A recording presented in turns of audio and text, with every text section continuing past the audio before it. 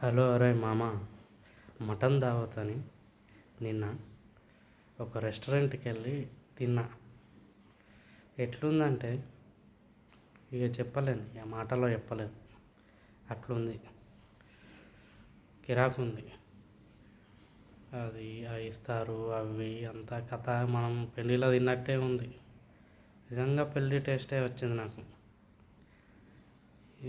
ఇవి ఐటమ్స్, ఒక్కొక్క ఐటమ్ వస్తుంది. ఇది పాయ కూర. పాయ అంటే మన సైడ్ అదే కాళ్ళ కూర.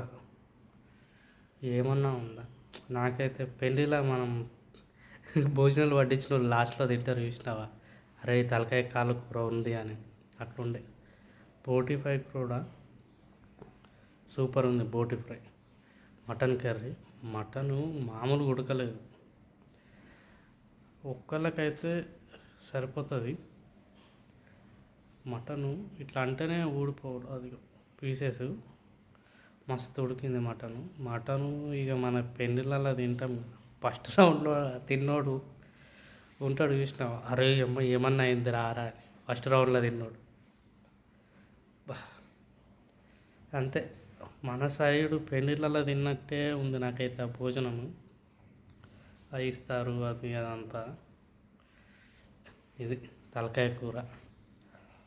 తలకాయ కూర కూడా ఇక తెలుసు, పెళ్ళిలా వడ్డన చేసినోడికి లాస్ట్లో ఇదే మిగులుతుంది. ఇది కూడా ఉంటుంటుంది, లేకపోతే లేదు.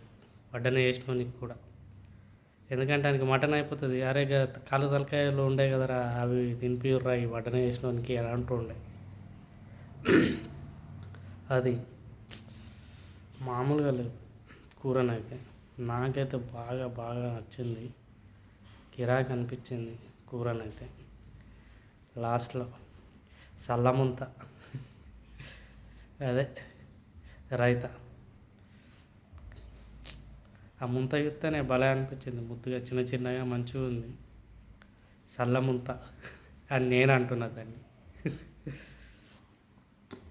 రైతా కూడా బాగుంది, ఫ్రెష్గా ఉంది. మనకి వేరే వేరే రెస్టారెంట్లలో కొద్దిగా స్మెల్ వచ్చుడు అది ఇది ఉంటుంది. కానీ లాస్ట్లో సేమియా పాయసం ఇది అంతా ఏం నచ్చలేదు. కానీ నాకు ఓకే ఓకే అన్నట్టుంది. మీకు ఇవంతా డీటెయిల్స్ కావాలంటే లాస్ట్లో మెనూ పెట్టిన.